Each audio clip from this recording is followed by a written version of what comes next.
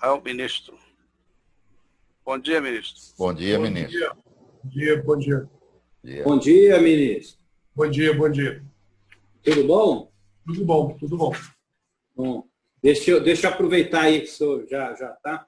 Eu vou falar aqui que a gente teve aquela reunião que nós íamos fazer, aquela audiência que nós íamos fazer com o senhor em março, que foi cancelada, né, por conta do Covid, né?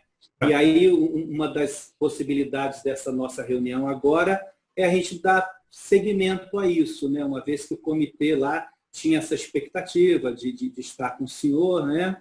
Não faltará oportunidade, eu espero, né? Tem Mas problema. aí, por enquanto, a gente faz no virtual. Aí o senhor fica à vontade para falar aí do corredor bioceânico, o senhor fica tranquilo aí para falar, se o senhor quiser. Tá, bom, então eu falaria um pouquinho do corredor e tentar colocar um pouco da minha experiência lá em Itaqui, né? Como que poderia ser visto o desenvolvimento de um corredor com saída por Itaqui. Perfeito, ótimo. Perfeito. O TED lá vai estar também presente, não? Não Fizemos sabemos. Ministro, ele não confirmou ainda, mas provavelmente alguém da EMAP vai estar. Tá? Eu não sei se ele pessoalmente. Né? Acredito aí que o Raul esteja, né? Tá, o Raul. Provavelmente o Jailson também, que participa muito. Uhum. Tudo bem, a gente fez uma divulgação bem ampla. Apresentar o nosso parceiro amigo, que também faz parte da DECOM, Dr. Cláudio Edelstein, né? Prazer. Ele é presidente da Andimap, né? Cláudio, fala aí da Andimap para o ministro, aproveita enquanto nós ministro, estamos aqui. Vende o peixe. Prazer em conhecê-lo. A Andimap aí é a Associação Nacional de Direito Marítimo, Aduaneiro e Portuário. Nós somos uma associação aí parceira da DECOM, é uma associação composta não só por advogados e todos os players de comércio exterior. Nós temos aí 1 ano e alguma coisa de fundação. Nós temos nossos associados aí, terminais, agentes de carga, advogados que militam na área, empresas importadoras, exportadoras, e somos parceiros aí da DECOM e estamos lutando aí em prol de um país melhor também. Maravilha, prazer. Olha o doutor Adalberto aí. Chegou do nosso diretor. Adalberto. Doutor Adalberto, bom dia. Acho que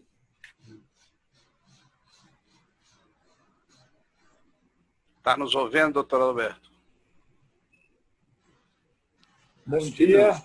Bom dia. Bom dia, Adalberto. Ministro. Bom dia, Adalberto. Bom dia. Bom dia, doutor Cláudio. Bom dia, doutor Adalberto. Olá. Bom dia. Tudo bem?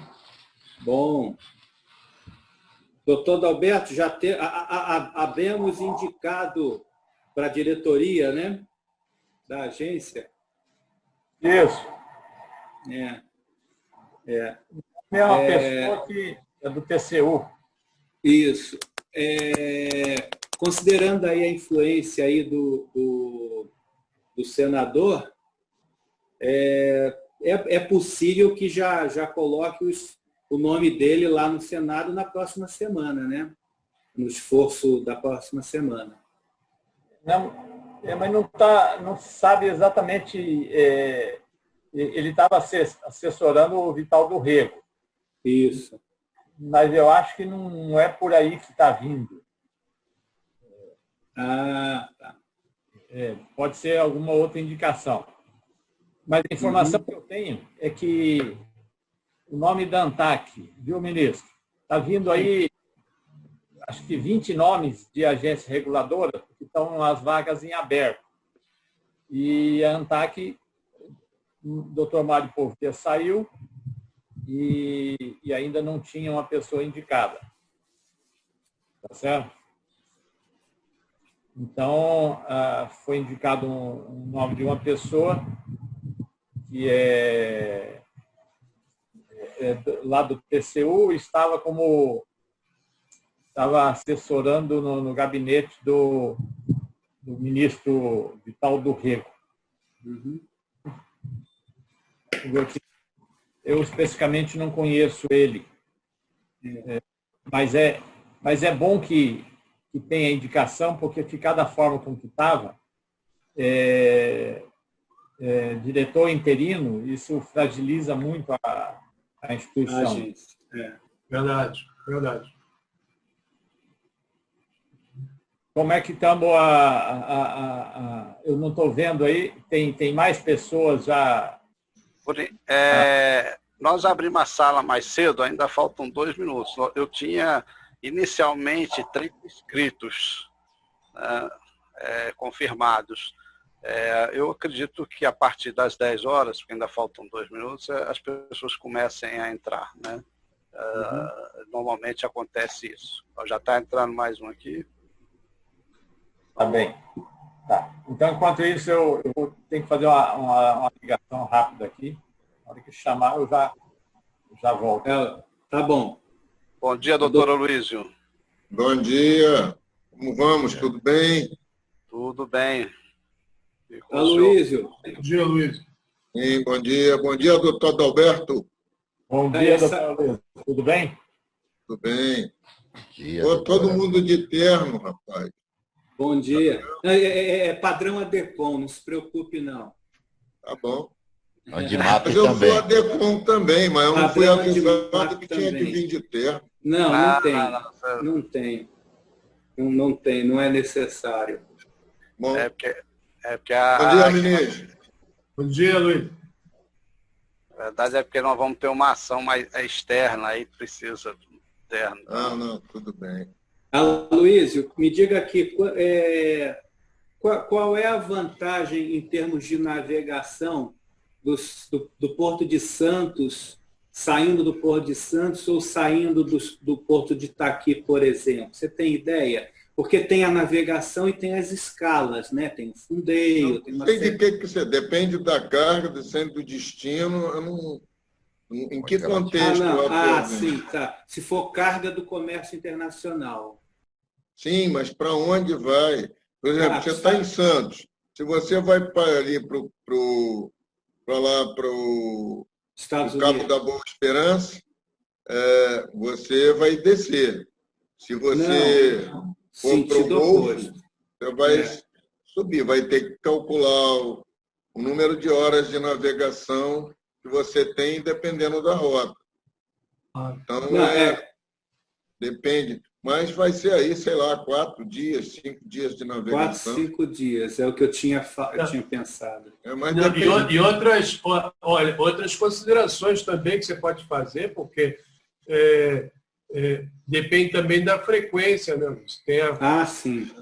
Tem mais ou menos frequência. Se é container, se é container, se é carga, granel. Né? Tem que completar a pergunta, doutor Rolando. Não, tá certo, era isso. Não, era para mercado tipo Estados Unidos, ou Canal do Panamá, alguma coisa assim. Estou dizendo, você encurtou a distância aí, sei lá, 3.000 quilômetros. Mas o Canal do Panamá está um problema meio sério, porque eles dizem que não pode fazer concessão tarifária só para por país.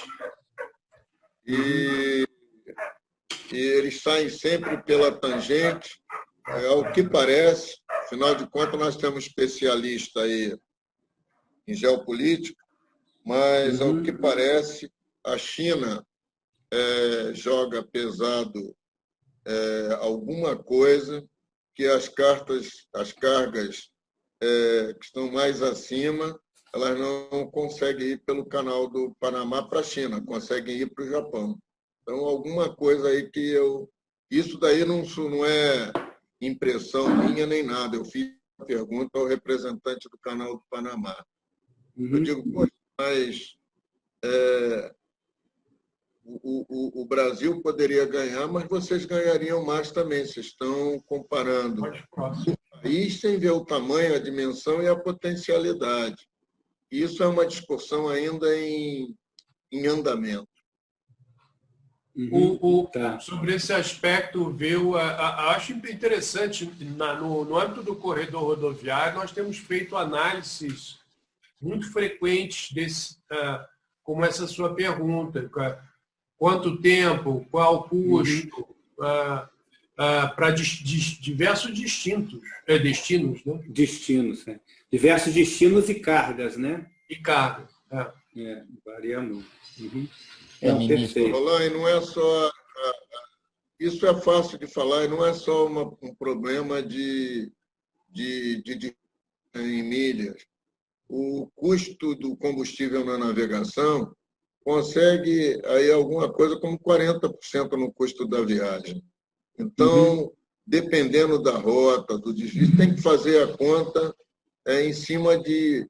Eu não digo que vai ser caso a caso, porque você não tem mais... Em cima de, pelo menos, definir, olha, tantas toneladas disso com destino tal. Um navio com container com destino tal. Para fazer esse comparamento. E outra coisa também que é importante, né, Luiz, é lembrar que não dá para comparar Itaqui com Santos, né? Então, o volume de carga Claro. É desproporcional. Então, é uma comparação desleal, coitados, né? Então, aí temos que ver em termos de tempo de você mobilizar um container, tempo de stacking no pátio, no container. Então, escala. Coisa, né? Escala. Qual é o número de containers? Ou seja, o outro dia eu comentava sobre isso, não pode se comparar coisas diferentes. O que a gente sabe é o seguinte, para o Golfo, os Estados Unidos como um todo, para o Canal do Panamá, a distância é menor, e aí vai depender de tarifa e dos outros fatores que influenciam no cálculo. O TED, se não me engano, entrou agora. O TED já foi algumas vezes ao pessoal do Panamá e ele conhece aquilo que ele é persistente, né? E tem conversado sobre isso. A lógica tem alguma coisa de internacional, de algum interesse da China. Eu não tenho conhecimento do que é. Eu só sei que existe. O canal Panamá, né, tem ficado muito caro. Eu pedi que a Embaixada do Panamá, nossa embaixada, né, no Panamá, fizesse um levantamento sobre o uso por parte de embarcações brasileiras. E eu fui totalmente surpreendido. No ano 2019, para você ter uma ideia, só 4 graneleiros com carga brasileira cruzaram o canal do Panamá. É muito caro. É muito caro. Ficou muito caro. Muito caro. Ministro, eles exploram muito isso. Ministro, aproveitando que ainda não começou e que o Aloysio falou, em relação à geopolítica, não há embasamento, o TED sabe muito bem disso, ele sempre fala isso, não há embasamento nenhum, nem comercial, com essa alegação que eles dizem que não há possibilidade de se fazer um preço diferente para países diferentes. Tem cabimento isso, não tem lógica alguma. Não existe isso, não existe. Ao contrário, o que eu posso te dizer é ao contrário. O que, em função dos investimentos que o governo do Panamá fez com a abertura das novas inclusas, né, eles estão privilegiando o uso de navios pós-Panamax. Então, se você usa um navio que não né, dessas proporções, você fica no fim da fila, a tarifa é elevada, né? Era $450 mil para um navio de 5 mil teus. A informação que eu recolhi há tempos atrás. Mas hoje, por exemplo, lendo mais recentemente, em função, por exemplo, de seca, eles estavam cobrando até altas taxas para o abastecimento de água por parte dos navios. Então, se tornou extremamente caro. Não é interessante para nós, não. Bom dia a todos. Sobre esse tema, falo dos colegas, Ted, amigos. vou te ver, amigo. Apesar de estar apenas na audiência aqui de tão nobre palestrantes aqui, doutor Adalberto, prazer, Luiz, os amigos. Renato, bom dia. Nós temos, na verdade, um acordo de cooperação técnica. Né? Nós tivemos lá, com o apoio da embaixada, eu não sei, era uma embaixadora que assumiu recentemente. Na verdade, o que nós tivemos lá era o encarregado de negócios, estava tendo aquela fase de troca. Né? E dois aspectos eram relevantes. Um é a questão é o preço da commodity, que agora eu acho que nós estamos falando quando, uns 2 anos atrás, final de 2018, né? Hoje o preço da soja é muito mais competitivo, né? Muito mais... Uhum. E o preço do bunker também, né? Do combustível. Então, é uma equação do preço do grão, do bunker, que aí o operador, e a maioria é CIF, né? Então, o pacote está fechado. Então, você teria que trazer para o FOB, né? Para poder os armadores negociarem isso. Há a possibilidade, sim, de uma redução do pacote de tarifas. Eles querem incentivar o uso do canal novo. O container não é, pelo menos até quando o último contato que nós tivemos com ele, não é o carro forte, está muito mais gás, GNL e veículos, né? Roll passando, porque o container, os grandes conteneiros, né? Eles preferem fazer a troca, a questão hot swap, ele bota no trem, né? Eles são a 60 quilômetros, é muito mais rápido, né? E os grandes navios ficam de costa a costa, do Pacífico para a costa pacífica do Canadá, e eles não cruzam o canal, não tem sentido isso. Eu apoiei, só para ter... Você sabe disso, eu apoiei uma missão, isso foi há 2 anos atrás, da ProSoja, liderada lá pelo EDEON. Né? Uhum. Eles visitaram o canal do Panamá, estiveram com as autoridades panamenhas, houve apoio da embaixada, e se estabeleceu um diálogo entre a ProSoja e as autoridades do canal. Né? Mas, na prática, hoje, o que eu sei é que todos os graneleiros estão saindo pelo Índico. Praticamente nada está cruzando o canal.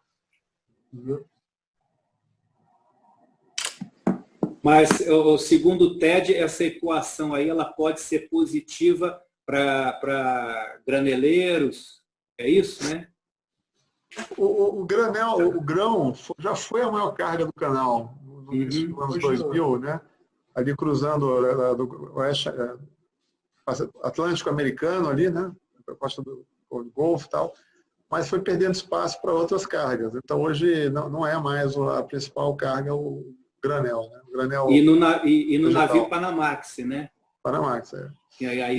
Mas eles ainda tinham, a ideia nossa era a disponibilidade no canal expandido, na parte nova. Né? Uhum. Que, como falei, hoje você tem 2 portos importantes, né, no Pacífico e no Atlântico, são hubs, né? Nós estamos falando de 6 bilhões de teus, mais ou menos, em média, em cada terminal. Terminal totalmente automatizado. Né? Então, às vezes é mais prático fazerem a troca para navios menores. Você tem um navio lá de 12, 15 mil teus, ele atraca no Pacífico, distribui para vários navios, aí cada um vai para a América do Sul, outro vai para o Golfo do México, outro vai para a Europa. Então, porque para a Europa, eles estão usando também a nova rota da seda, né? Estão indo por dentro aqui, né? Lá por Suez, ali mais ou menos. Então, não justifica cruzar um grande conteneiro pelo canal para ir para a Europa. Então, é outro sentido. Realmente é mais para a costa leste americana e alguma coisa América do Sul. Né? Uhum. Beleza. Já são 10h10. Você acha que a gente espera um pouco ou começa já? Pedindo a opinião aí de vocês. Esperar mais 5 minutos? Eu só vou me desculpar, porque eu só posso ficar até 10h30, porque hoje é o dia da nossa certificação da ISO 27001 aqui no Porto. Hoje, beleza. Então, às 10h30 temos a auditoria com a diretoria aqui, com a Direx. Tá. Eu vou acompanhar. Se for tudo bem, eu volto. Isso. A nossa ideia é gravar também, né?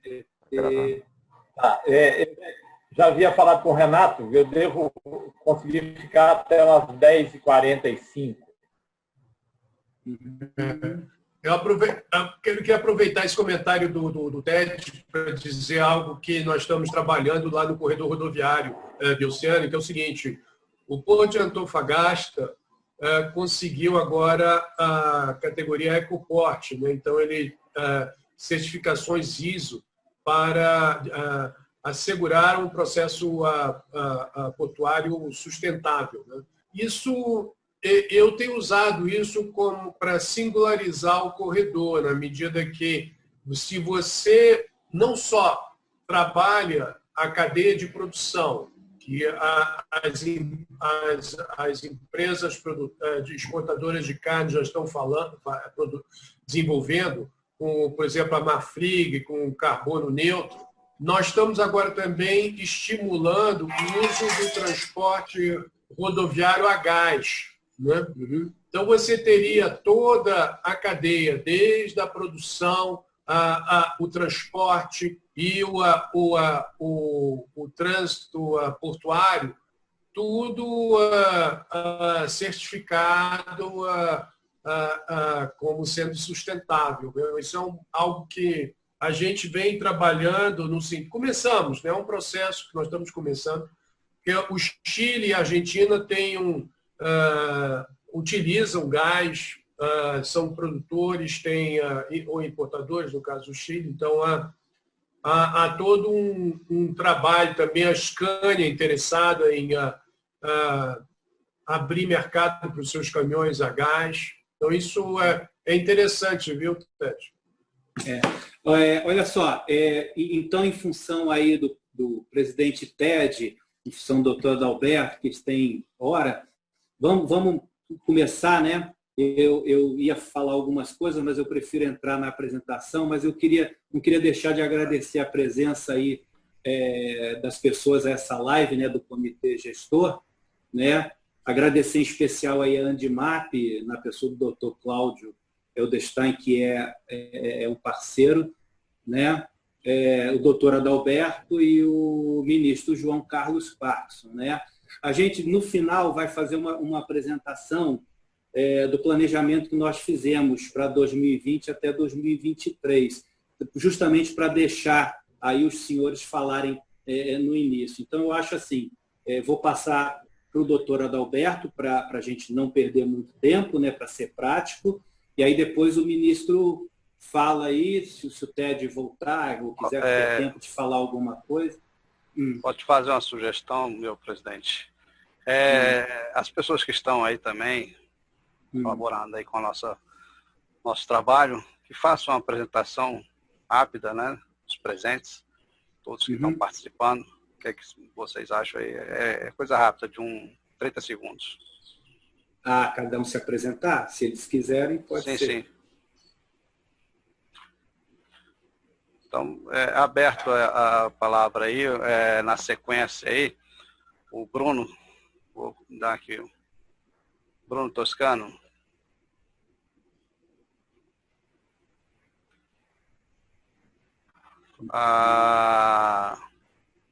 Linésio. Bom dia a todos, sou Linésio Gomes Barbosa Júnior, presidente da Unipart, da União de Plásticos da Bacia Amazônica Oriental, e presidente também do Sindicato dos Plásticos da Bacia Amazônica Oriental, Pará e Amapá. Prazer, bem-vindo. Bem-vindo aí, Linésio. Bem-vindo. Bom trabalho a todos. Bem-vindo. Ô, Tibério. Bom dia a todos, gostaria de parabenizar a iniciativa. Eu sou o Tibério, advogado, sou membro da Andimap, responsável pelo Departamento de Comunicação da Andimap e também atuo como conselheiro suplente nesta associação. Desejo um ótimo trabalho a todos e que seja muito proveitoso e produtiva essa reunião. Perfeito, bem-vindo aí. Obrigado. Doutor. A Fabíola, ver se ela está presente aí. Fabíola. Oi, bom dia a todos. Hoje eu vou ficar aqui como ouvinte, eu estou em trânsito. Então, quero parabenizá-los por esse momento, por essa oportunidade. Vou deixar a palavra aí com os senhores. Obrigado aí, Fabio. Obrigado, Fabio. A C. Ferreira. Olá, bom dia, Renato. Bom dia a todos. Eu sou analista da Gerência de Relações Institucionais e Governamentais da Apex Brasil. Estamos aqui como ouvintes. Desejo sucesso ao evento. O Renato deve estar lembrado, e o Roland também, né? Nós tivemos aquela comitiva ano passado, que fez aquela belíssima viagem no trem da Vale, participamos do evento no dia seguinte, lá no Sebrae, em São Luís. Sim, senhor, lembramos. Obrigado pela presença. Bruna. Antônio Carlos. Exatamente. Bruna Antonini. Olá, bom dia a todos. Meu nome é Bruna, sou advogada, tenho escritório em São Paulo, sou vice-presidente da Andimap e parabéns pela organização do evento. Tenho certeza que teremos discussões muito produtivas e informações excelentes. Doutora Bruna, obrigado aí pela presença também. Doutor Luísio. Doutor Cláudio. Cláudio Eidelstein, presidente do Conselho Diretor da Andimap, parceiro aí da ADECOM. Vamos avante aí. Obrigado, doutor. Doutora Luísio. Eu faço parte da ADECOM e da Andimap, sou diretor da Associação de Comércio Exterior do Brasil, sou vice-presidente da Câmara Brasileira de Containers e sou presidente do Conselho do Nordeste Export. E sou consultor na área de logística, navegação, portos e comércio exterior. Agradeço. Doutor Tete. Bom dia. É um prazer estar num grupo tão seleto, poder ouvi-los, né, e aprender cada vez mais. Aqui estou vindo do Porto do Itaqui, né, da EMAP, né, Empresa Marinha de Administração Portuária, e também estou como coordenador da Câmara de Logística e Infraestrutura do Consórcio de Governadores do Brasil, da Amazônia Legal. Então, hoje nós estamos mapeando projetos nos estados, são 9 estados que compõem a Amazônia Legal, projetos dos estados, né? Nós estamos acompanhando também os projetos de concessões federais, ferrovias, portos, aeroportos também, e um estudo aí que eu já tinha conversado com o doutor Adalberto Ocassi, sobre um estudo sobre hidrovias, né, na bacia amazônica, né? Assim, um estudo definitivo, a gente está até buscando investimento e apoio de um órgão bilateral, né? Um estudo definitivo sobre a melhor exploração, tanto para cargas como para passageiros. E eu vou fazer uma propaganda rápida do nosso porto aqui, inauguramos o Tegran 2, o novo Tegran, há uns 15 dias atrás, estamos com 20 milhões de capacidade hoje de embarque de grãos, ano, né? Fizemos 12 ano passado, e agora em novembro vamos inaugurar o maior terminal aqui, mais moderno da América Latina, de fertilizantes, com 3,5 milhões de toneladas, e vai ter um ramal ferroviário. Então vamos atender toda a região aí do Arco Norte, Brasil Central, Vale do Araguaia, agora com ferrovia. E obrigado. Agradeço. De propósito, eu estou deixando o ministro João Carlos e o doutor Adalberto também. Por último, vou me apresentar aqui. Eu sou o Renato, diretor da ADECOM. Faço parte dessa instituição desde 2007. Venho trabalhando aí junto aí com os parceiros, esse corredor Centro-Norte. Agradeço a presença de todos que estão aqui. Vou passar agora a palavra para o presidente da ADECOM pronunciar e depois com os nossos convidados. Muito obrigado. Bom dia a todos. Eu sou presidente da ADECOM, né, Roland Klein, né, e também sou diretor da Andimap. Eu acho que a ADECOM tem muita sorte aí de contar com tantos especialistas, né, e entusiastas aí do corredor aí. Pessoal do quilate aí do doutor Adalberto, do ministro Parkinson, do doutor Aloísio, doutor Adalberto, Fabio e tantos outros aí, né? É isso, eu vou passar a palavra, eu desejo a nós todos aí um bom evento, uma boa live, vou passar então a palavra aí, acho que agora ficou o ministro e o doutor Adalberto, não é isso? Isso, então, por gentileza, palavra franqueada aí aos senhores. Eu que falo agora? Bom, Obrigado ao DECOM pelo convite. É um prazer estar aqui com os amigos, um velho conhecido e companheiro de muitas lives, o Adalberto. Conhecido também antigos, que eu retomo os contatos, como o TED.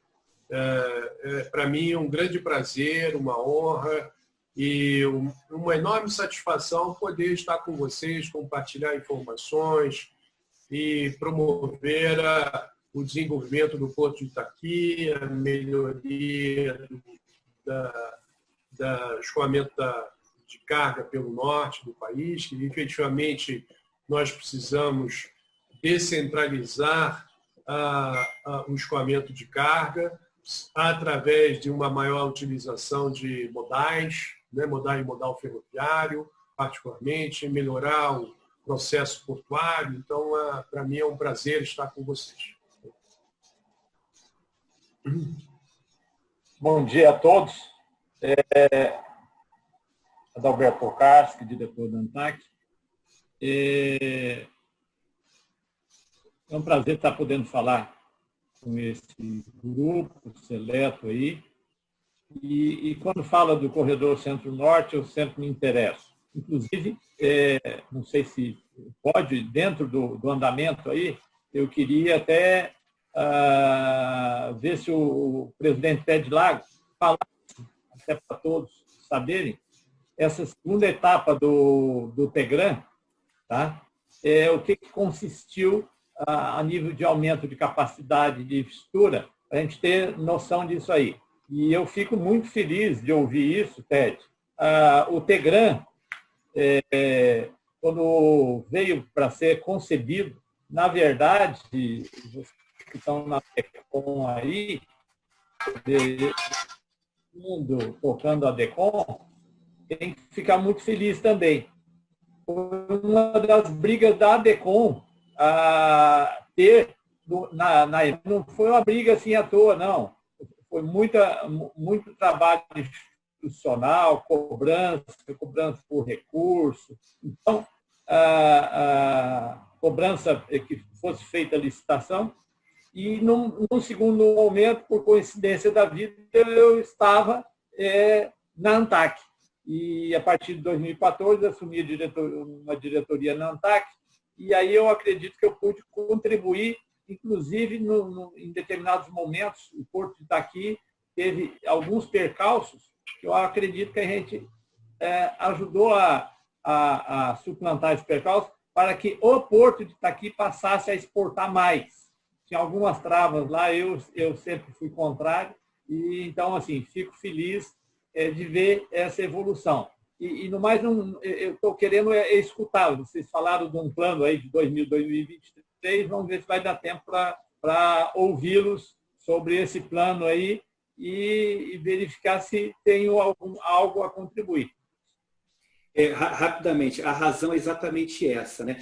Primeiro, a retomar a conversa com o ministro Parkinson, que nós tínhamos lá no início da pandemia, antes de estourar a pandemia, nós tínhamos uma reunião marcada para março, né? Então, a gente está dando continuidade a isso. E o outro motivo seria justamente fazer a apresentação desse planejamento. Mas a gente está preferindo, em função da agenda de algumas pessoas, deixar o senhor, né, doutor Adalberto, falar primeiro e o ministro. Aí a gente segue, na sequência segue com isso. Tá bom? Então, eu acho que aí o ministro pode dar prosseguimento, então. Perfeito?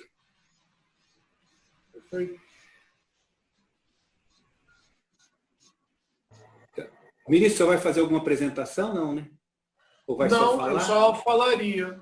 Posso falar? Então, Posso franqueada a palavra ao senhor, por gentileza. Bom, então tá bom. Bom, a minha ideia é, obviamente, aproveitar a experiência que eu já desenvolvi com os corredores, o corredor rodoviário bioceânico e o corredor ferroviário de integração. E, obviamente, outras iniciativas no campo da infraestrutura que eu liderei na condição de funcionário do Itamaraty. Na minha fala, eu terei, obviamente, como foco Itaqui, Maranhão, para contextualizar um pouco o que eu acredito seria importante, que é desenvolver um corredor tendo como porto de saída o Porto de Itaqui e uma área de influência que cobriria boa parte do norte do país, né? O objetivo de qualquer corredor é, obviamente, incrementar a conectividade, né? Melhorar a conectividade de todos os modos de transporte, embora a coluna vertebral possa ser a ferrovia, a rodovia, é importante, dentro da área de influência do corredor, trabalhar com todos os modos de transporte, inclusive também com aéreo. O objetivo é um só, é reduzir o custo de transporte, o custo logístico, melhorar os tempos operacionais obviamente, como consequência, você eleva o nível de competitividade dos serviços prestados e dos produtos que vão ser comercializados pelo corredor. Isso se faz, inclusive, também pela atração de tecnologia, particularmente desenvolvimento de tecnologia digital, né? É necessário, é importante ganhar eficiência e ganhos operacionais, né? Ao trabalhar a tecnologia, a infraestrutura, as redes empresariais, as redes das lideranças privadas e públicas, né? Cria-se uma condição que, obviamente, acaba atraindo novos fluxos de comércio e de investimento. Isso nós vimos, já estamos vendo no corredor rodoviário bioceânico, com a implantação de 6 terminais fluviais no entorno de Porto Murtinho e na melhor utilização da hidrovia Paraguai-Paraná, né? Obviamente, com os investimentos e a geração de novos fluxos de comércio, mais empregos de qualidade, empregos com carteira assinada são criados, e há uma inserção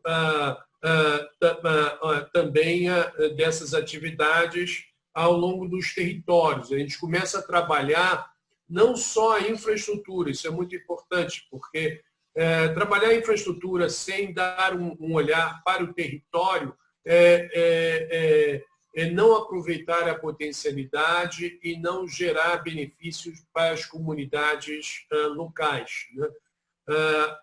É necessário, em todo o trabalho de desenvolvimento de infraestrutura, envolver todos os interessados, não só a grande empresa, mas também o indivíduo que vive no porto, o indivíduo que está na cidade, o indivíduo que está na orla, as comunidades ribeirinhas, as comunidades indígenas, a toda a população que possa, de um modo ou de outro, ter um benefício com o desenvolvimento da infraestrutura. No que respeita ao setor privado, obviamente, além de parcerias público-privadas, é muito importante também que o setor privado comece a pensar não só em termos, digamos, muito individualista, mas em termos de rede, né? Eu falava há pouco numa live para os paraguaios a importância, por exemplo, dos ganhos de escala, né? No mundo, no século XXI, com a taxa de crescimento do comércio, a taxa de crescimento do movimento de carga nos portos, né? É muito importante que o setor privado comece a pensar em termos colaborativos e cooperativos, né?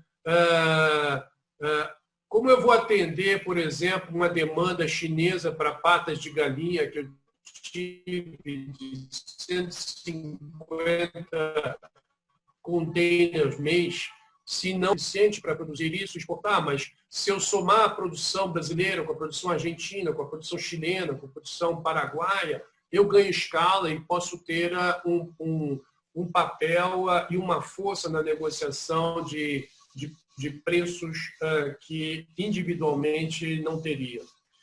Bom, como esses são os objetivos, né? Mas como colocar isso em ordem? Não basta você simplesmente chegar, construir um terminal, aumentar a movimentação de carga. Não, é importante ter uma governança, né? Se não houver governança,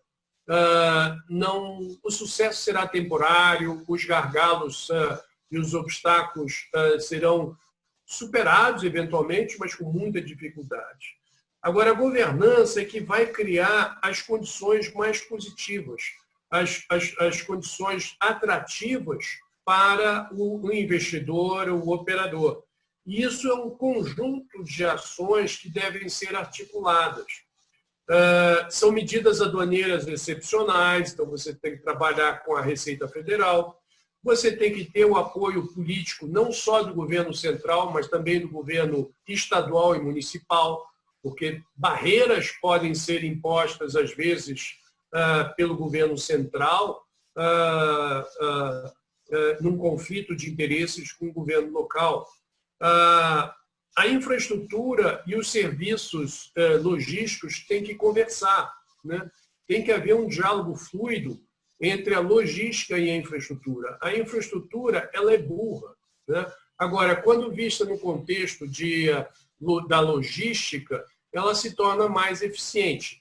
E, particularmente, no século XXI, pós-pandemia, com a logística 4.0, que aí é a introdução da integração digital, o processamento antecipado de documentação, e uma série de outras iniciativas que podem ser tomadas.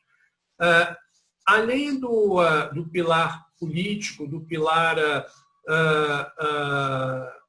privado, acho também, o Ted mencionou há pouco, eu apoio extremamente a cooperação acadêmica, né? A academia tem, por excelência, capacitação intelectual e tempo e interesse em realizar estudos. E são esses estudos que acabam alimentando as ações privadas e públicas, né, numa sinergia, né? É importante que o setor privado atue de maneira estratégica. E o desenvolvimento da estratégia se faz através de análises, estudos e uma cooperação muito estreita entre o público, o privado e a academia, né?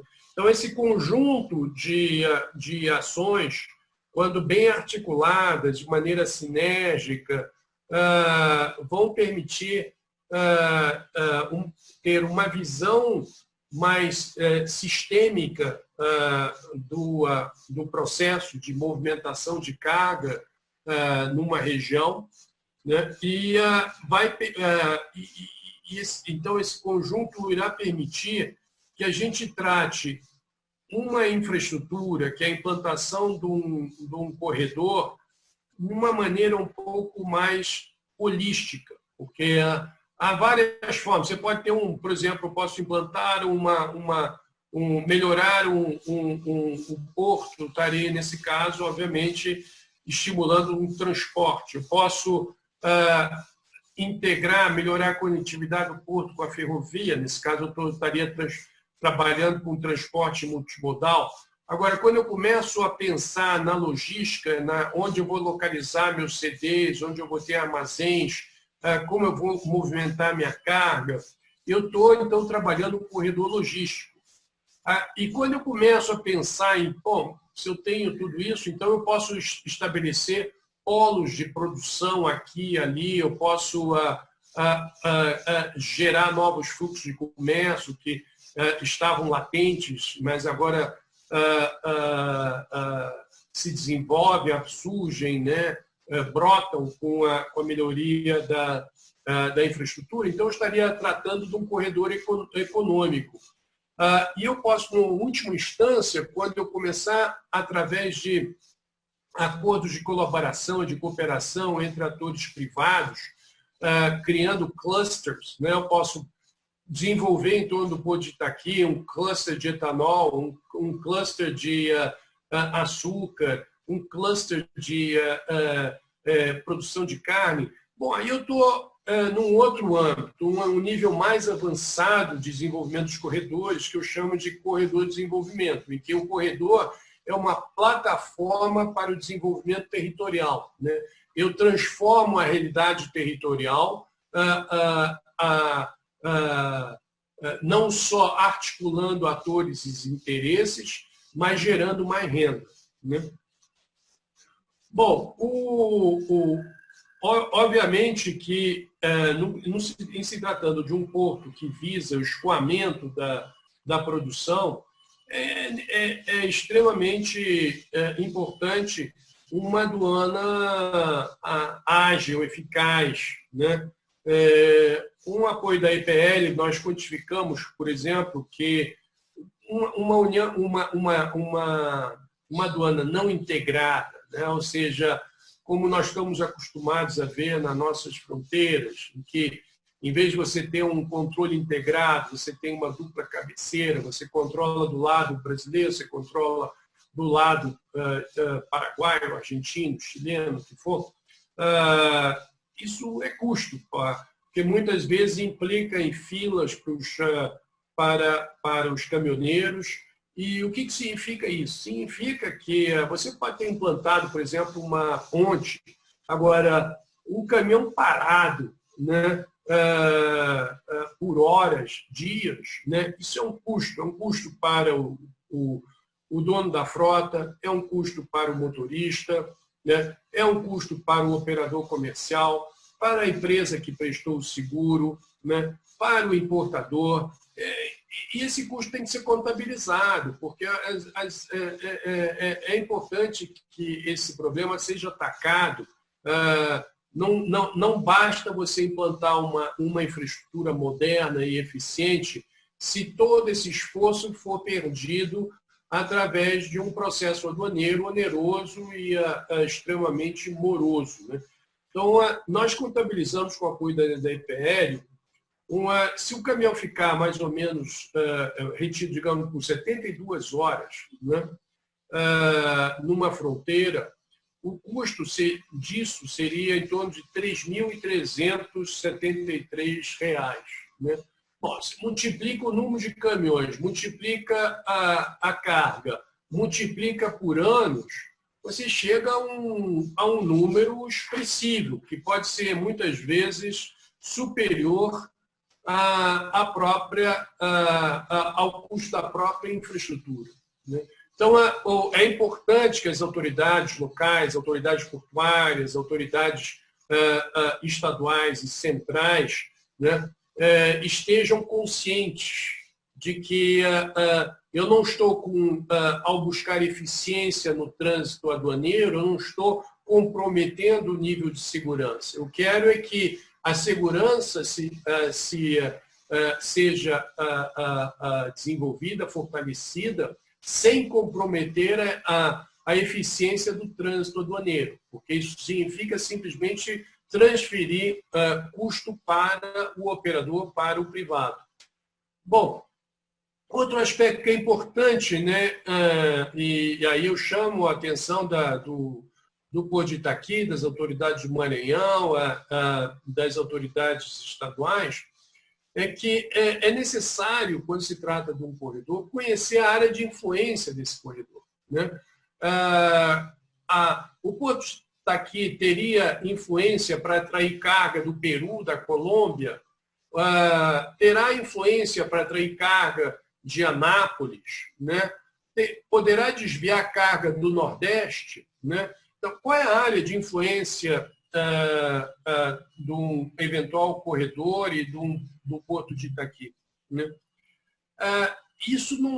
Essas perguntas devem ser respondidas porque, para os gestores portuários, é muito importante conhecer, de fato, quais serão os operadores comerciais desse futuro porto, né? Você terá, obviamente, grandes empresas, né? Agora, você terá também pequenas empresas. E num corredor de desenvolvimento, num corredor desenvolvido no seu estágio mais superior, é muito importante apoiar a internacionalização das pequenas e médias empresas, né? Eu chamo muita atenção disso, porque a infraestrutura não pode estar a serviço unicamente do grande capital, mas também do pequeno capital. As pequenas e médias empresas, que poderiam ser uma empresa exportadora de frutas,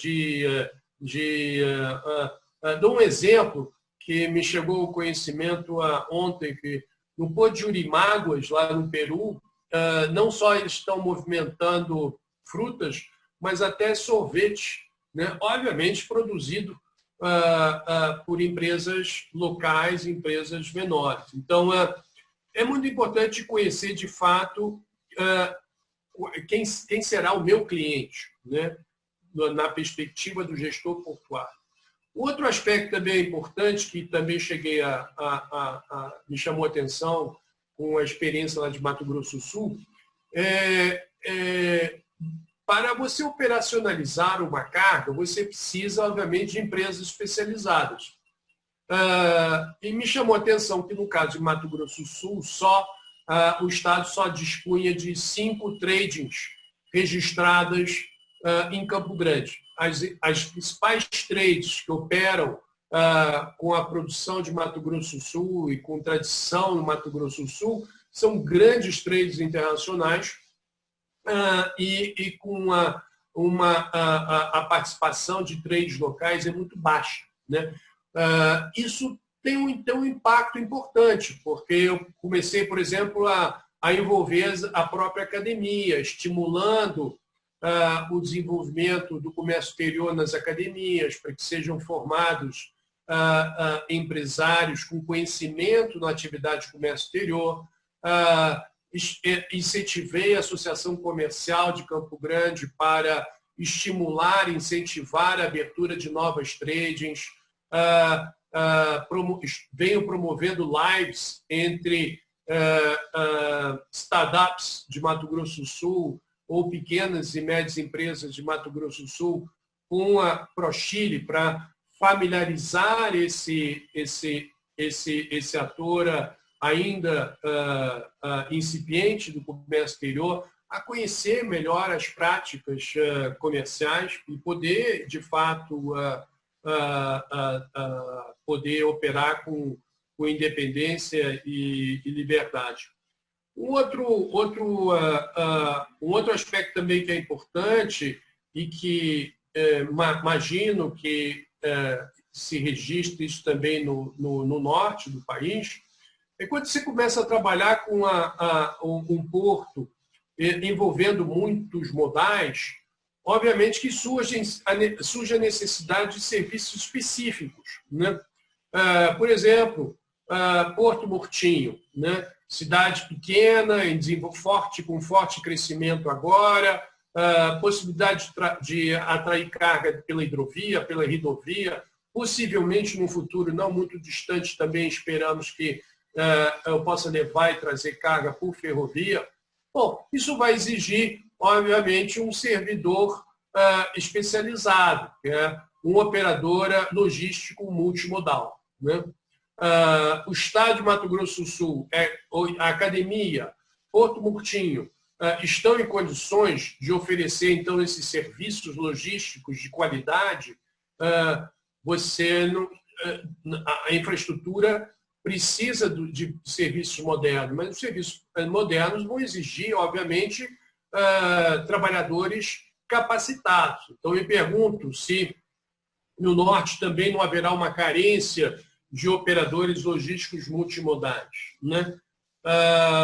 E um outro aspecto também que é importante, porque, obviamente, com conversas no passado, com o DECOM, há uma perspectiva de exportação de carne pelo Porto de Itaqui. A primeira pergunta que eu me fiz, eu tenho experiência de OMC, quantos frigoríficos no norte ou dentro da área de influência do porto estão habilitados à exportação? Me chamou a atenção isso, eu fui investigado, por exemplo, no caso de Mato Grosso do Sul, eles dispõem hoje de 26 frigoríficos, mas só 9 habilitados à exportação, né? Os outros são frigoríficos que atendem o mercado nacional, o mercado local, né?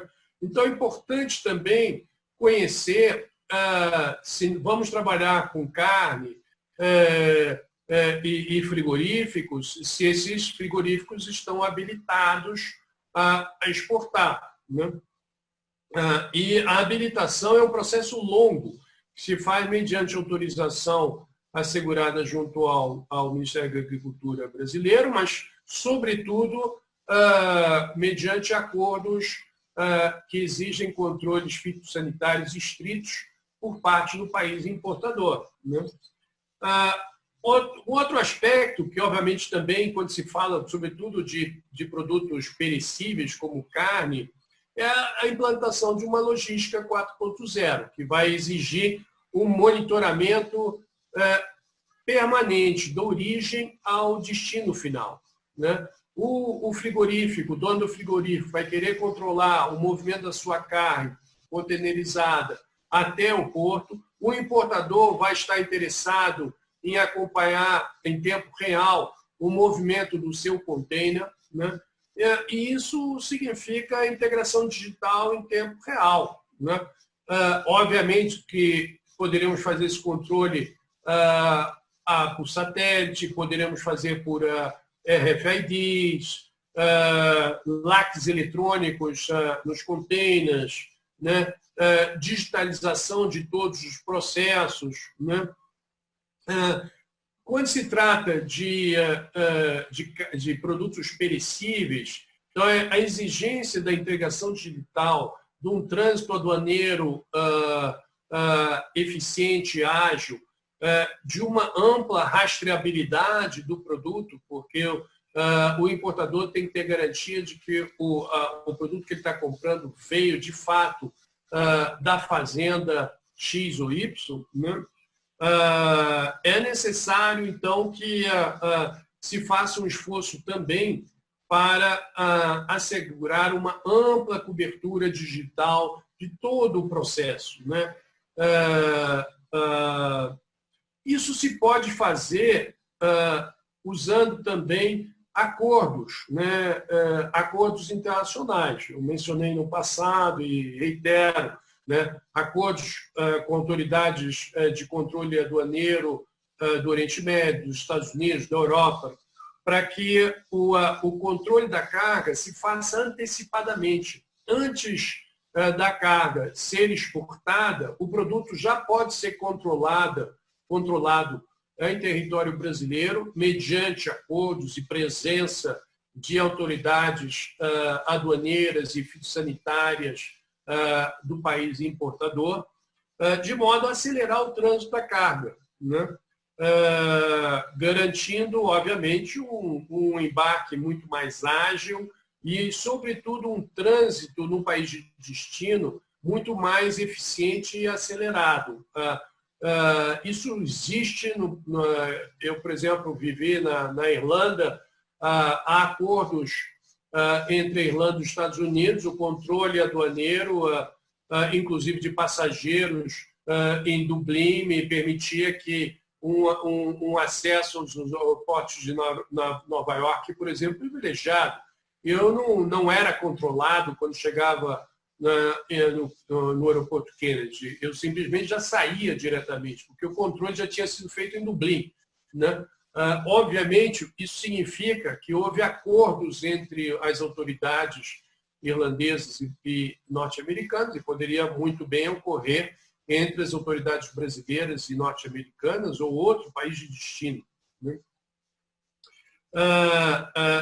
É importante que também se explore a figura do operador econômico autorizado. São as OEAs, que também agilizam, né?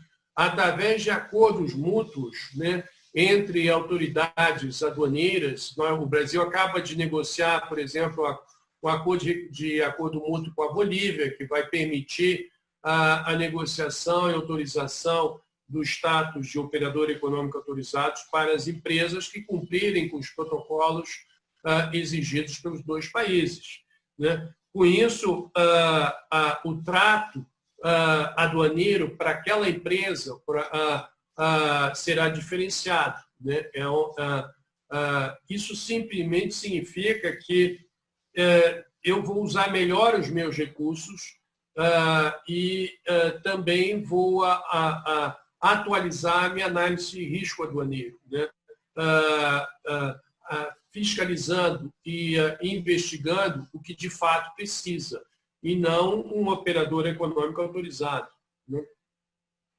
Bom, então, como vocês estão vendo, é importantíssimo uma sinergia, uma articulação dos distintos atores, uma participação intensa do setor privado, não só através de redes, mas também em colaboração com as autoridades públicas locais e federais, para, inclusive, até estrangeiras, para que, de fato, a carga se processe de maneira ágil, sem onerar o produtor, ao contrário, assegurando ganhos de competitividade ao operador comercial, ao produtor e aos processos, né? Eu chamaria só por último 2 aspectos que são coisas que eu venho pensando e que aproveito a presença dos amigos para compartilhar. No passado, eu trabalhei muito para a abertura do Porto de Mariel, né, em Cuba, e a sua localização privilegiada diante da proximidade do Porto de Miami, né? Bom, obviamente que o desenvolvimento do Porto de Itaqui poderá e deverá, na minha visão, levar ao desenvolvimento de parcerias com o Porto de Mariel e a futura instalação de armazéns ou centros de distribuição de produtos brasileiros no Porto de Mariel. Nós temos uma relação privilegiada nesse porto em função do fato de termos sido responsáveis pela construção dele e até o momento são pouquíssimas empresas brasileiras que vêm explorando a proximidade de Miami, né? Obviamente que rotas marítimas entre Itaqui e Mariel, Havana, possibilidades de conexões rápidas com Miami poderiam criar uma logística ainda mais eficiente diante da proximidade geográfica de Mariel.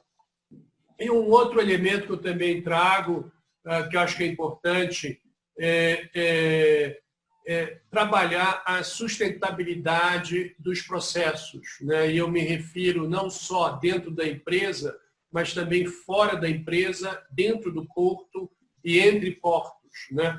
As companhias marítimas, os agentes portuários estão trabalhando em termos de obtenção de certificações internacionais, tipo ISO, para ter a garantia de processos sustentáveis, né?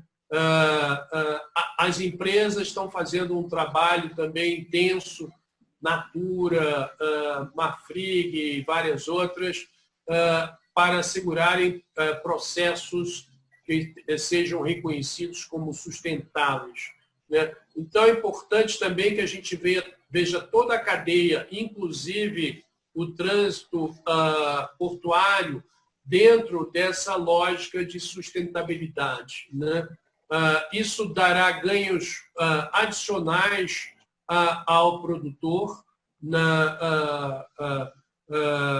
tem todo, obviamente, interesse em vender a imagem de neutralidade em termos de emissão de carbono, mas também abre um leque que ainda poucas empresas brasileiras têm explorado, que é a obtenção de green bonds no mercado financeiro internacional, né?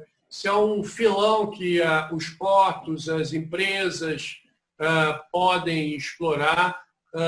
Algumas empresas brasileiras, você tem também algumas experiências com o próprio BNDES na captação de green bonds.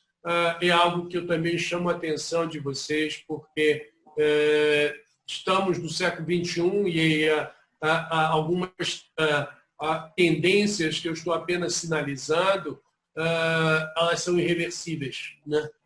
Então, é importante que o gestor portuário, os operadores comerciais, autoridades locais estejam cientes dessas tendências para melhor explorar essas possibilidades, assegurando ganhos para todos. Muito obrigado.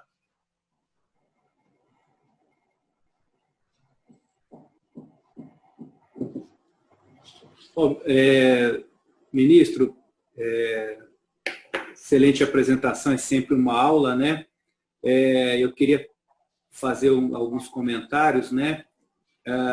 Primeiro é o seguinte, né? O senhor falou em sustentável, né? A atividade aquaviária, ela é a mais ambientalmente amigável, já começa com um ponto positivo, né? E aí o senhor falou em desenvolvimento também sustentado. Então, é sustentável e sustentado, né? Sustentável do ponto de vista ambiental, né? Sustentável ambiental e sustentado naquela situação que envolve comunidade, né? E você pensa o corredor como logístico econômico. Isso. Assim, não é? Uma coisa que me chamou a atenção, o senhor falou muitas coisas, claro, né? Mas me chamou a atenção, assim, envolvendo muito a DECOM, a questão do pilar político e o pilar acadêmico, né? Sim. Assim, a gente entende que um papel importante da DECOM é esse de influenciar a política pública em transporte em favor do corredor, né? Então, a gente procura ser e tenta ser um porta-voz dessas demandas da região, né, junto à agência reguladora, Congresso, intervenientes. Eu acho que esse é um ponto que o senhor tocou e é muito importante para a gente, né? E um outro que a gente acha importante também é a questão do pilar acadêmico, né? Acho que a gente deve ter essa missão também de promover análise e estudos para entender essas cargas, entender essas demandas, né? E a questão do frigorífico que o senhor citou, nós já tivemos uma conversa anterior, né? A gente deu o pontapé inicial, começamos a levantar na região para saber quem é habilitado ou não, mas é um trabalho ainda bem recente, a gente não tem resultado, né? Isso é o que eu gostaria de fazer de comentário, né? Agradecer aí, passo a palavra aí para o doutor Adalberto, ou para quem quiser fazer algum comentário sobre a apresentação. Muito obrigado. Alguém aí quer? Eu posso comentar também duas observações, se você quiser também. Pode. Pode ser também. Pode seguir. Então, eu comento, enquanto o Adalberto aí não intervém. No âmbito do corredor rodoviário bioceânico, nós desenvolvemos uma rede universitária, né? Então, eu tenho todas as universidades de Mato Grosso do Sul, do Paraguai, do norte do Chile, do norte da Argentina, trabalhando em prol do corredor. Como é que eles fazem isso? Nós estabelecemos eixos de ação. Então, você tem um primeiro eixo, que é da internacionalização das universidades, ou seja, a promoção do intercâmbio de professores e alunos entre as distintas universidades, que é fundamental, porque como você está num processo internacional, existe a barreira do idioma e da cultura, né? Não é o caso de Itaqui, mas é o caso do corredor bioceânico, né? Existe um outro eixo que é do turismo, porque, obviamente, como eu estou estabelecendo um corredor rodoviário, o desenvolvimento do turismo é óbvio, né? Será extremamente favorecido, né? E um outro eixo é o eixo social, porque, obviamente, você também tem a necessidade de inserir comunidades mais fragilizadas. Particularmente no Paraguai, por exemplo, você tem comunidades indígenas, no Mato Grosso do Sul também você tem comunidades indígenas, né? E há outras fragilidades que devem ser abordadas de modo que a infraestrutura não aprofunde o isolamento social desses grupos frágeis, mas os insira no processo, né? Nos distintos processos. Então, com isso, a gente elimina, digamos, inimigos, desafios, reduz o risco de, por exemplo, você ter a rodovia amanhã bloqueada por uma comunidade indígena que se sente prejudicada, né? Porque você procura, obviamente, entender as suas demandas, as suas necessidades e prover soluções, né? Então, isso nós estamos envolvendo. A questão do pilar político, eu acho fundamental, né? Eu dou um exemplo.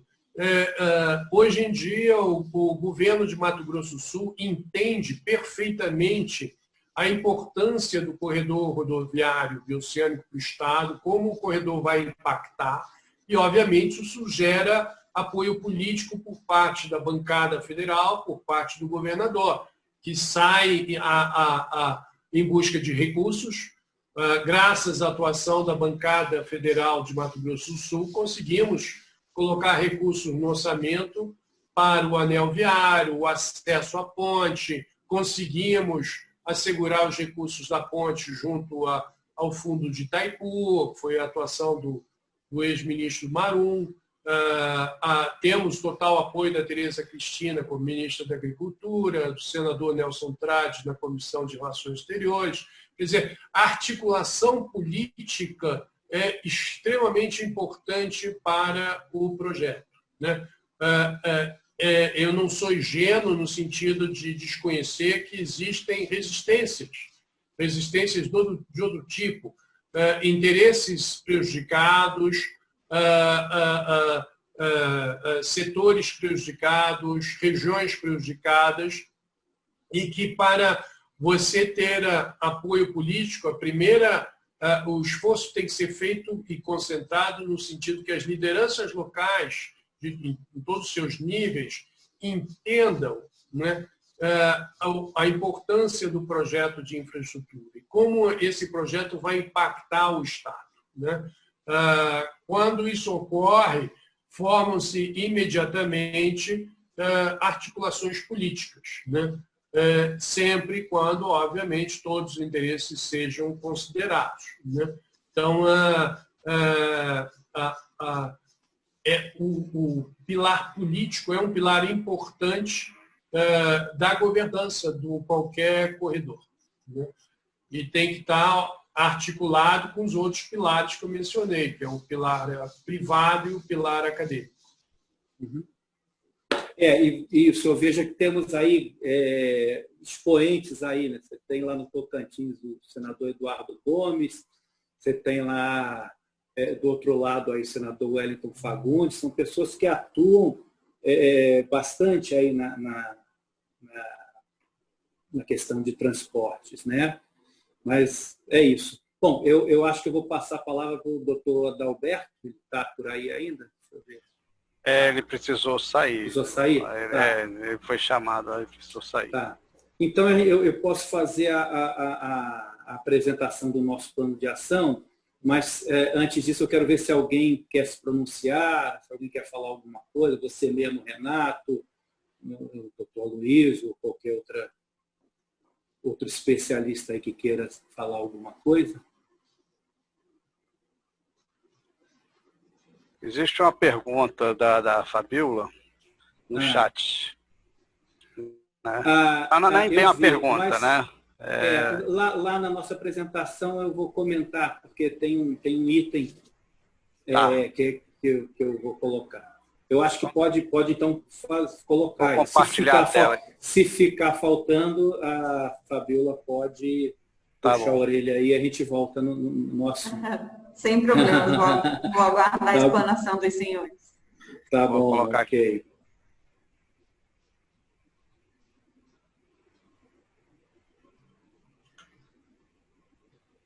Já pode ir a segunda página, Renato. Então, esse planejamento da DECOM, né, nós temos ações com vistas à influência em políticas públicas, que a gente acabou de falar, né, em transportes, em favor do corredor Centro-Norte e das áreas de influência do corredor.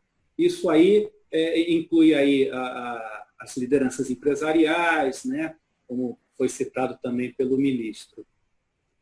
Pode seguir, Renato. Tá. A modernização de acessos ferroviários, né? Na realidade, a gente pensou aí em infraestrutura do porto, né? Isso aí, esse trabalho nosso, é bom frisar, ele é fruto, nesse tempo de pandemia aí, de diversas entrevistas que nós fizemos com pessoas da região, né? Empresariado e lideranças, etc. Né?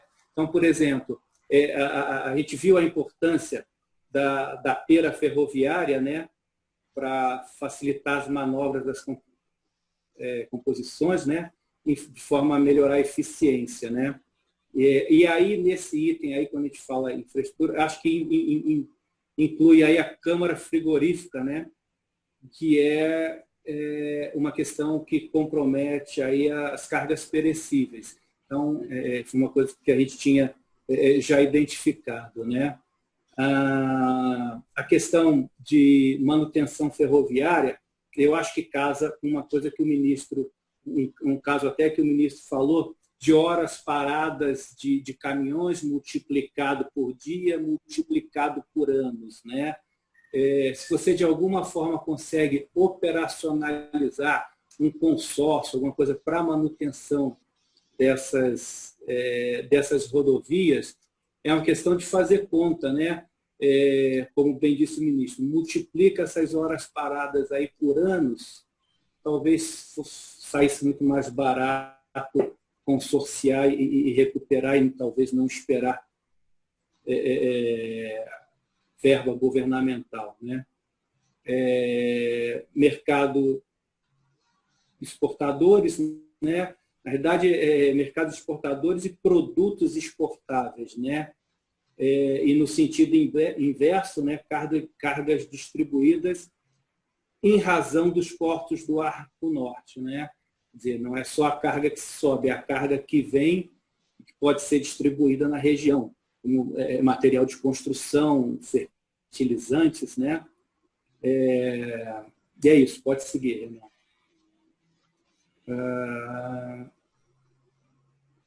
Empreendimentos portuários. Assim, aqui a gente fala nos portos do Arco Norte, né? Fala não só no porto de Itaqui, mas no Maranhão também você tem lá Porto de Alcântara, você tem Mearim, você tem Porto São Luís, né? Você tem ainda o Ponta da Madeira da Vale, tem o terminal da Alumar, você tem uma gama de portos já operacionais e você tem portos com potencial em função de demanda, em função de carga, né? E em função de solução de problemas aí de acesso. Mas eles têm que estar, eles também estão no nosso radar, né?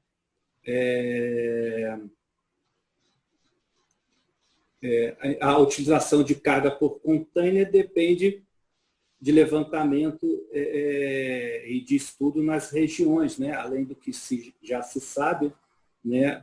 Buscar mais informações. Acompanhamento de projetos governamentais, né? Aí é um papel da DECOM, que a gente já falou, né? De também buscar no Congresso, nas agências reguladoras, as iniciativas que ajudam ou podem até estar comprometendo. Né? Vamos lá, Renato. Eu estou procurando ser rápido aí, porque a gente já são 10h10, mas eu acho que dá para ir bem.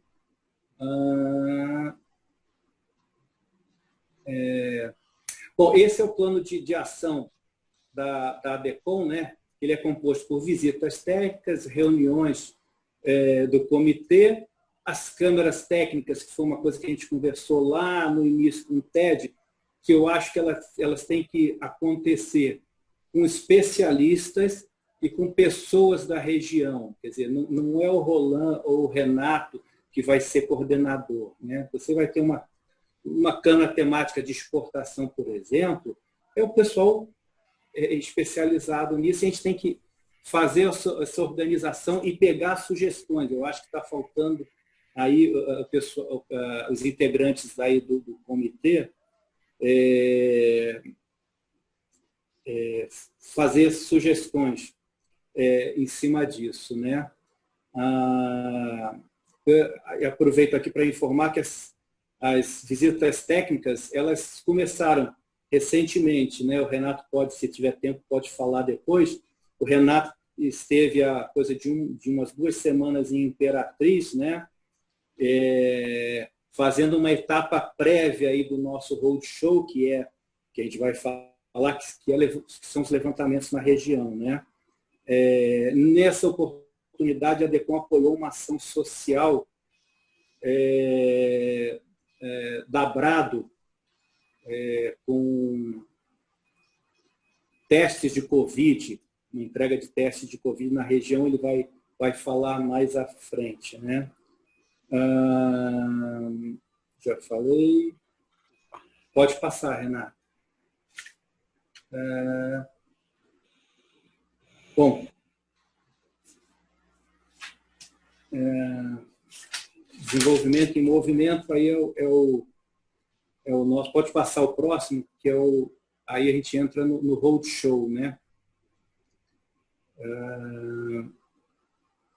A ideia do roadshow é que nós estabelecemos aí 12, se eu não me engano, 12 cidades para a DECOM fazer eventos, visitar previamente, fazer eventos posteriormente e levar a ideia dos portos do Arco Norte, né, para diversas regiões, e nessa oportunidade identificar cargas, identificar gargalos, né? Por exemplo, a gente sabe lá que na BR, por exemplo, na BR-158, tem um trecho de 126 quilômetros que precisa ser asfaltada. Esse, por exemplo, a gente sabe da necessidade. E quantos outros nós não conhecemos, problemas que estão aí comprometendo o acesso ao corredor Centro-Norte e, consequentemente, esse destino aos portos do Itaqui e os demais, né? Então, a ideia do roadshow é essa, fazer esse levantamento e apresentar o porto e apresentar as oportunidades que tem. Então, nós fizemos... Esse material vai ser encaminhado para os integrantes, né? Isso aí, essas etapas, elas já foram bem analisadas por várias pessoas, o que não quer dizer que elas não possam ainda sofrer alguma alteração, mas elas estão aí dentro de uma lógica de cidades com potencial e a logística do evento para chegar nessas cidades, né?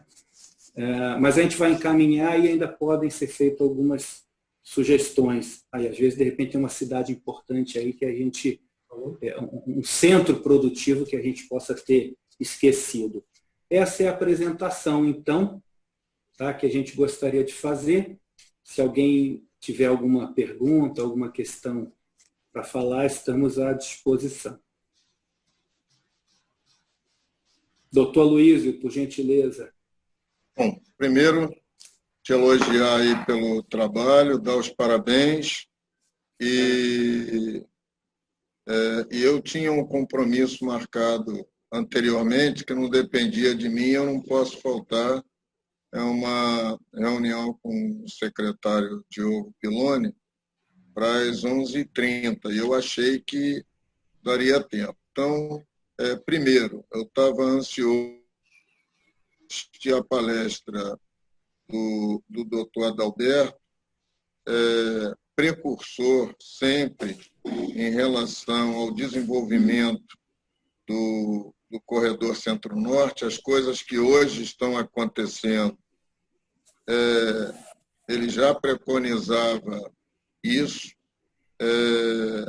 Eu teria também algumas coisas a falar, o tempo não vai dar, o que não impede de fazer isso posteriormente. E eu gostaria que você me mandasse o material. Peço desculpas ao doutor Adalberto, e ficar uma sugestão apenas para fins de agenda, que uma reunião como essa reunião que está ocorrendo agora, a importância dela viesse, vamos dizer assim, agendada com uma certa antecedência, porque tem reuniões que um consultor não tem como ele deixar de comparecer ou ele alterar em cima da hora. Uhum. As minhas desculpas para todos, né? Em especial para Cláudio, não só você, mas para toda o trabalho que vocês vêm realizando, e gostaria de contar com a compreensão em relação. Realmente saio frustrado, porque eu não assisti o doutor Adalberto e tinha comentários que eu não vou poder fazer, mas vai ficar para outra oportunidade. Evidentemente, meus comentários não vão comprometer em nada o sucesso do evento. Mais uma vez, parabéns e um bom dia a todos. A gente agradece a participação, Aloysio, e eu acho que seus comentários, até por escrito, eles são de extrema importância, né? Porque certamente complementarão aí tudo que foi falado e sempre apontam aí um norte para o trabalho, para o nosso trabalho, né? Então, suas contribuições são sempre muito bem-vindas. Te agradecemos aí muito a tua participação, irmão. Tá bom?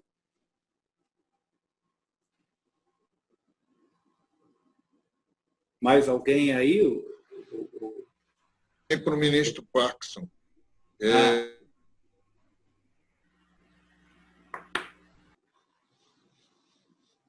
Congelou.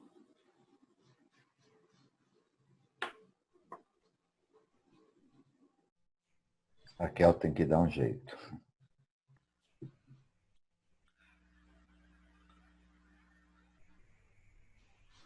Ele congelou mesmo.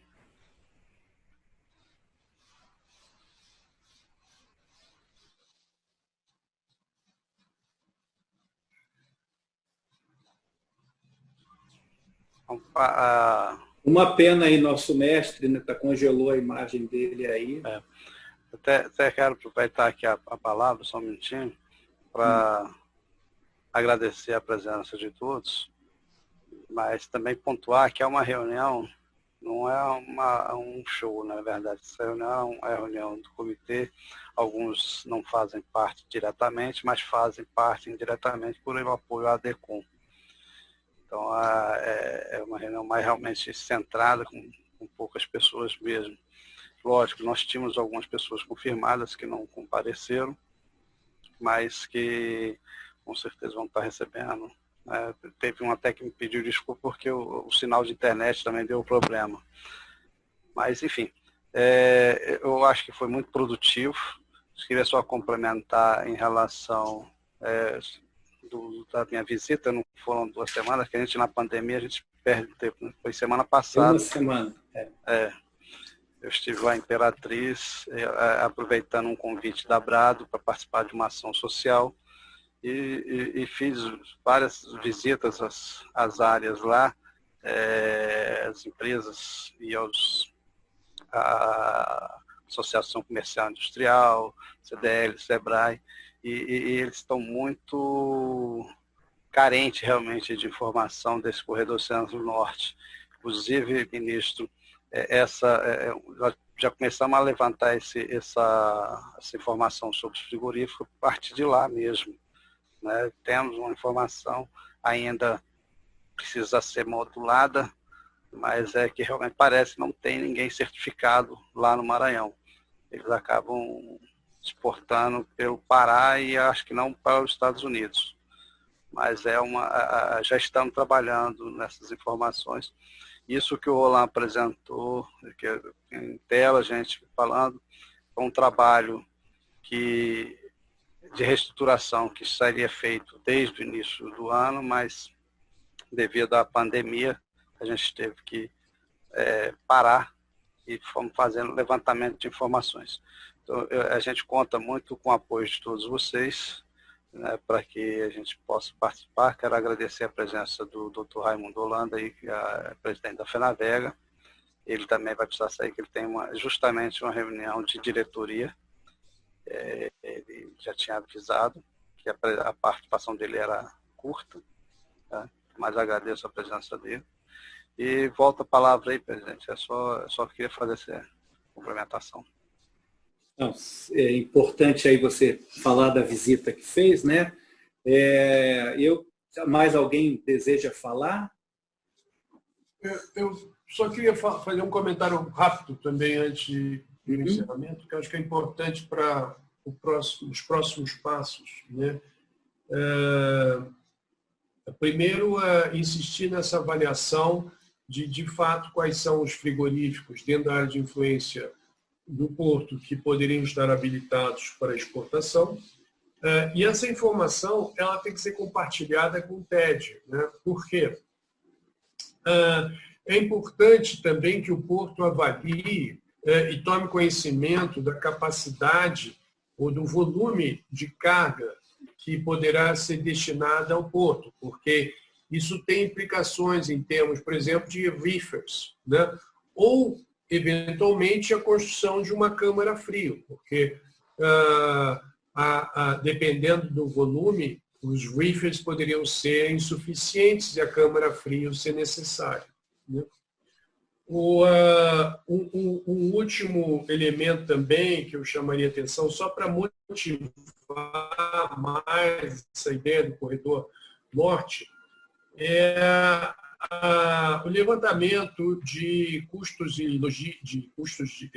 logísticos e de tempo. Eu posso ajudar vocês lá com o pessoal da IPL, né, para ver as vantagens de estar aqui em relação às saídas alternativas que existem hoje.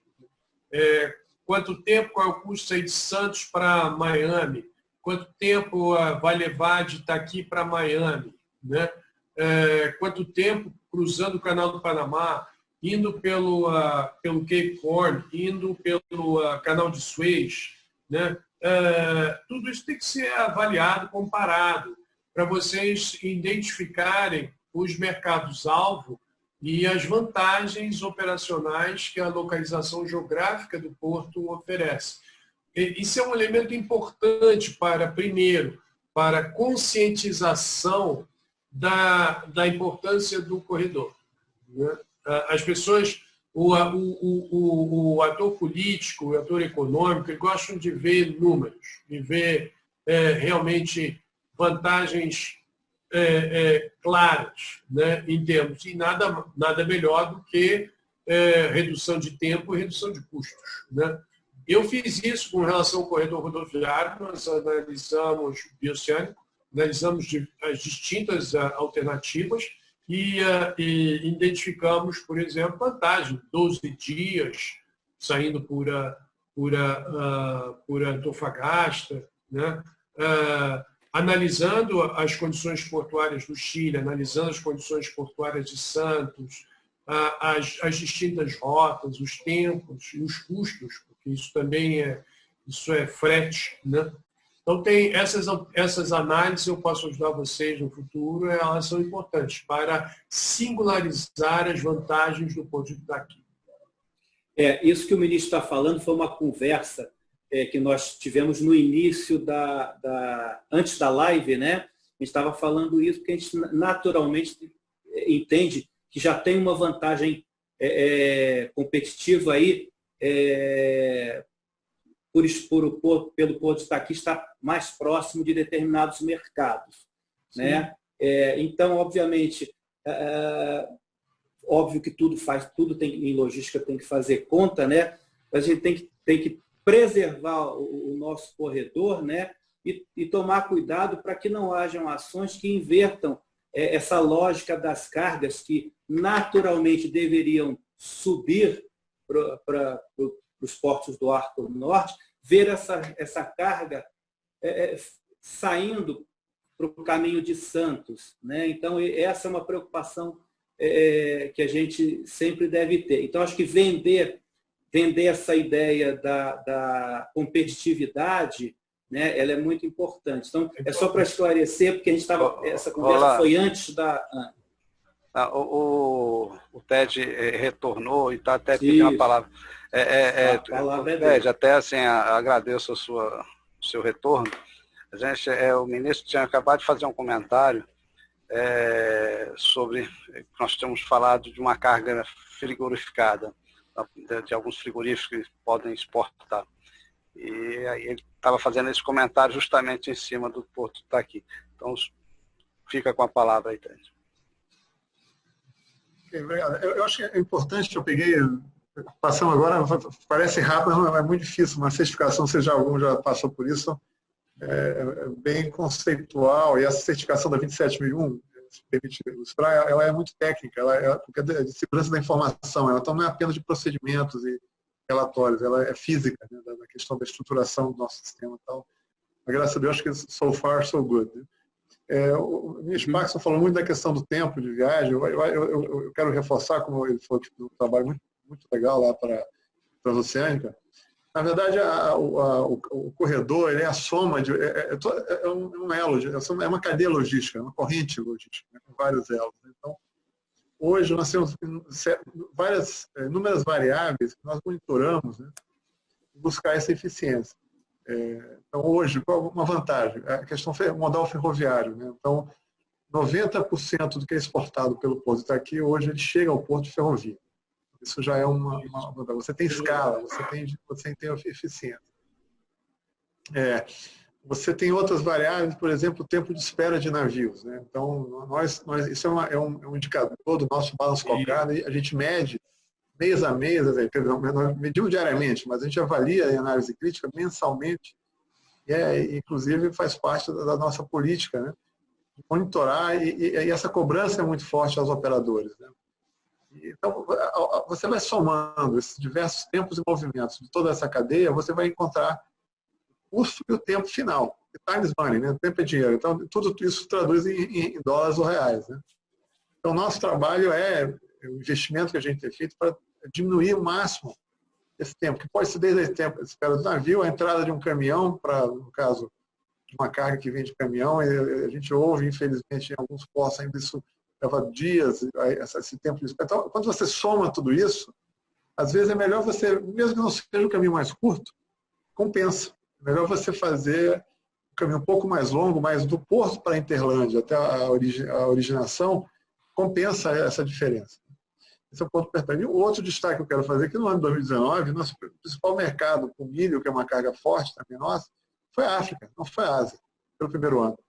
Então é um mercado novo, é um mercado que tem crescido. Nós já temos uma relação, nós estamos participando de um evento, eu já vou também, já faço convite à Câmara de Comércio Árabe, um aumento significante da participação de países árabes na questão do fertilizante, né? Seja Marrocos, seja outros países também.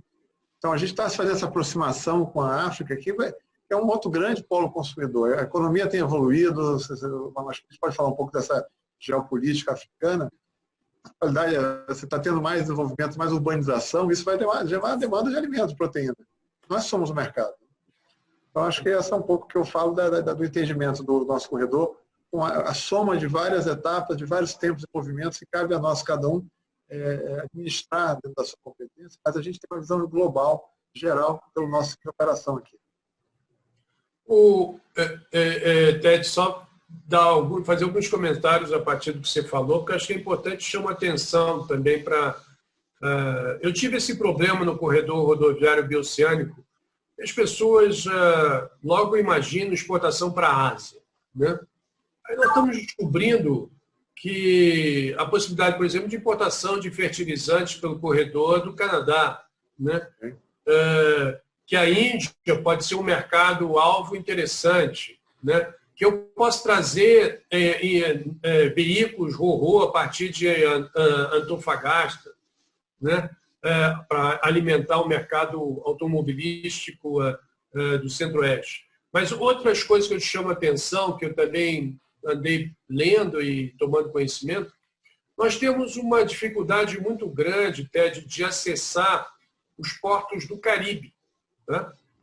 Devido a uma baixa frequência marítima, que compromete o volume do comércio brasileiro com a Jamaica, com Barbados, todos esses países, né? Bom, a possibilidade do desenvolvimento do Porto de Itaqui abre a perspectiva de escala no porto, captação de carga que poderia ser destinada, por exemplo, à Jamaica. E eu te digo isso porque eu tive ajudando a minha esposa, que vai ser embaixadora lá, e nós estávamos vendo a grande dificuldade de acessar o mercado jamaicano. Não há navios, né? A frequência é baixíssima, né? Embora tenha carga. Só que isso frustra o comércio exterior brasileiro porque a frequência marítima não corresponde, né? Então, isso é um primeiro aspecto. Outro aspecto também interessante, eu não sei se vocês sabem, mas que para você exportar um container para a África, esse container vai primeiro para Marseille e depois vai para um destino africano. Não sei se vocês sabem disso, né? Então, a abertura que o Té estava falando agora do mercado africano para carga containerizada direta, saindo diretamente de Itaqui para, não sei, um porto na África, é algo que seria extremamente vantajoso para o Brasil, porque é custo o nosso container ir para Marseille ou ir para um outro porto europeu, ser alvo de uma operação de transbordo para depois se destinar ao mercado africano. Isso é extremamente oneroso para o nosso comércio exterior, para alguns países africanos, né? E um outro elemento que eu trago também, que para o TED, como gestor, estava falando se você chegar, se a tendência de Itaqui a ser um porto multipropósito, então é importante ver não só o outbound da carga, mas ver também o inbound da carga. Você falou, por exemplo, fertilizantes, mas como é que o outbound vai se conviver com o inbound, né? Não é uma operação simples, né? Isso tem que ser, obviamente, equacionado, né? Eu posso levar a ferrovia com os vagões carregados de carne e sincronizar esse movimento de modo que os vagões possam depois voltar com outra carga, para não ter carga vazia. Esse é um problema que eu estou tentando solucionar no corredor rodoviário. Nós temos, por exemplo, no Chile, nós abastecemos 60% do mercado de carne do Chile. O Chile hoje é o nosso quarto maior mercado de carne do Brasil, exportador do Brasil. Agora, quando você entra em contato com as empresas, Marfrig, JBS, que estão exportando para lá, todas reclamam que vão carregadas e voltam vazias, né? Isso é então a importância de sincronização dos fretes de ida e de regresso é muito importante para você ter operações competitivas, né? E outra coisa, por último, é que a avaliação, por exemplo, qual é o potencial de carga em termos de volume de carne que poderá ser efetivamente exportada por Itaqui, isso vai determinar elementos importantes para o TED. Por exemplo, eu vou ter que saber quantos rifles eu vou ter que ter no meu pátio, se eventualmente vale mais a pena eu ter uma câmara fria e menor número de rifles, ou maior número de rifles e não necessariamente uma câmara fria. Como eu vou ter movimentação de containers em um determinado volume, Isso implica, por exemplo, investimento em gruas, né? E isso tudo eu venho falando que é importante que o agente portuário fale, converse com a comunidade empresarial, com o setor privado, para que ele se prepare para esse movimento, para que amanhã não surja um gargalo. Eu estou com 30 mil containers no pátio, obviamente a capacidade do porto não me permite movimentar esse volume. Agora, se houver essa conversa com o setor privado, análise sobre a potencialidade exportadora da região, isso dentro da área, eu vi que a área de influência de vocês é bastante ampla, Piauí, Maranhão, Pará, Anápolis, Goiás, é uma área muito ampla para se estudar e analisar. Se vocês implantarem um sistema eficiente, ferroviário, de acessibilidade ao porto, atrai carga, né? E aí temos que ver se essa carga que vai ser atraída é compatível com a capacidade portuária para que seja movimentada com eficiência. Não surjam, no futuro, gargalos, só vão dar trabalhos aí, dor de cabeça para o TED. Se me permite um último comentário, desculpa, Rosa. A Rumo está construindo agora em Imperatriz um super terminal de contêineres. Essa é uma novidade, não sei se eu já tinha conhecimento disso. Lembrando que Imperatriz ela é quase 550 quilômetros além de Porto Nacional, né? Ou seja, dentro da malha da Veli. Então, a chegada da Rumo, pegando o tramo central do Norte-Sul, a Rumo movimenta muito container, né? Ela é uma movimentadora de container. Então, acho que ela até deu uma chacoalhada na Veli, mas ela está colocando um terminal de 220 milhões de reais, altamente moderno, dentro do coração da linha do concorrente. Então, esse terminal muda completamente a história, né, de container, porque hoje você tem que trazer, de certa forma, caminhão, às vezes não tem plataforma, compete com grão, então você vai ter um player específico de container que está aqui dentro do Maranhão, aqui no sul do Maranhão. Então, a gente, a partir daí, consegue juntar essa carga e entrada e saída. Desculpa, Cláudio, você já tinha levantado. Eu só sugiro, eu acho que o assunto ainda, eu como o Aloísio, tenho inúmeras perguntas, mas eu acho que o horário é indigesto para, vamos assim dizer, para alguma pergunta. Eu só sugiro aí para o Roland e para o Renato que deem continuidade a essa reunião com uma próxima videoconferência, de acordo com a agenda aí, por conta, o TED ficou muito pouco tempo, ainda tem muita coisa bacana a falar, eventualmente a agenda do ministro e a falta do nosso doutor Adalberto, né? Eu acho que ainda tem muita coisa a ser dita, eu sugiro que se continue essa em uma próxima reunião em que vocês não deem um assunto por encerrado, né? Minha sugestão, né? Eu agradeço a sugestão, deixa eu só complementar uma coisa que o Ted falou aqui, aí eu passo aí para o Roland fazer essas considerações. Ted, um pouco antes de você entrar, nós fizemos uma apresentação do plano de trabalho da DECOM 2020-2023, que a gente está retomando desde aquela nossa reunião lá no início do ano, que você fez uma sugestão de mesa de trabalho, então é um dos planos nossos. E eu tive a convite da Brado, né, lá na Imperatriz. Eles fizeram uma ação social semana passada lá, e eu fui convidado por eles. Aproveitei e visitei lá a obra do terminal. Em 2 semanas eles fizeram uma obra que já parece que já tem 3 meses. Em 2 semanas já tem muita coisa adiantada, então eles estão com um planejamento que é para antes da chuva, né? Lógico que pode haver intercalços aí, mas acredito que em abril eles devem já estar operando. Tá? Não operando os contêineres, mas já mostrando alguma coisa lá bem visível. Então, assim, eu só queria fazer esse complemento, que realmente até tem acompanhado isso com muito bons olhos. Roland. Obrigado aí. Parte do que você falou que eu ia falar, que o TED acabou não podendo acompanhar.